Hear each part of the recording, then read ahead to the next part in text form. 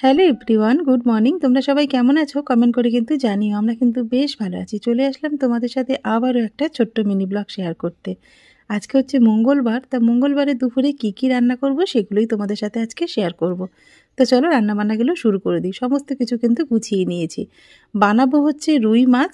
তা রুই মাছটা বানাবো হচ্ছে 5 ফোড়ন রুই মাছের পাতলা করে ঝোল।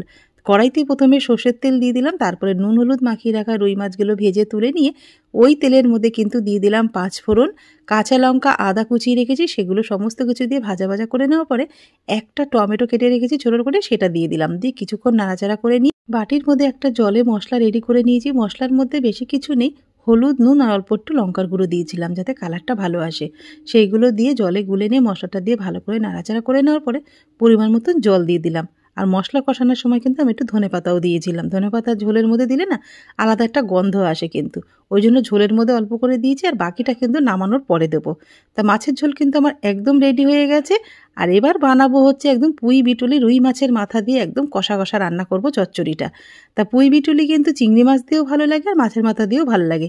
আজকে কিন্তু নিরামিষ বানাচ্ছি না, মানে নিরামিষ মশলা দিচ্ছি না, আজকে কিছু পেঁয়াজ, আদা, রসুন দিয়ে একদম বলতে পারো রুই মাছের মাথা দিয়ে বিটুলিটা কষা কষা করে চচ্চড়ি রান্না করব। তার জন্য দেখো রুই মাছের মাথাগুলো কিন্তু ভালো করে ভেজে নিয়ে রুই মাছের মাথাগুলো ভালো করে ভেজে ওগুলো তুলে নিয়ে ওই তেলের মধ্যে আরও কিছুটা তেল দিয়ে দিয়েছিলাম। তেলের মধ্যে ফোড়নে দিলাম 2টো শুকনো লঙ্কা, একটু কালো জিরে আর 2খানা পেঁয়াজ আমি কেটে রেখেছি। সেই পেঁয়াজটা দিয়ে নাড়াচাড়া করে কিছুক্ষণ নিয়ে ভাজা ভাজা হয়ে গেছিলো। তার মধ্যে দিয়ে দিলাম কিন্তু আমি 2 চামচ মতন আদা রসুন বাটা। সেই মশলাটা দেওয়ার পরে কিছুক্ষণ নাড়াচাড়া করে নিয়েছি। তারপরে কিছু গুঁড়ো মশলা দিয়েছিলাম, হলুদের গুঁড়ো, নুন, জিরের গুঁড়ো, লঙ্কার গুঁড়ো। সমস্ত মশলা দেওয়ার পরে ভালো করে নাড়াচাড়া করে মশলাটা যখন কষে গেছে, পুঁই বিটুলির সাথে রয়েছে কিন্তু কুমড়ো, বেগুন, সিম, আলু।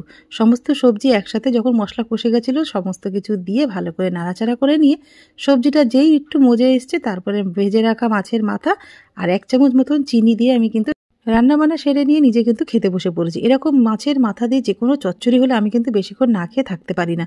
যত দিন যাচ্ছে তত কিন্তু আমার খাবারের প্রতি লোভটা কিন্তু বেড়েই যাচ্ছে, মানে জিভটা লম্বা হয়ে যাচ্ছে।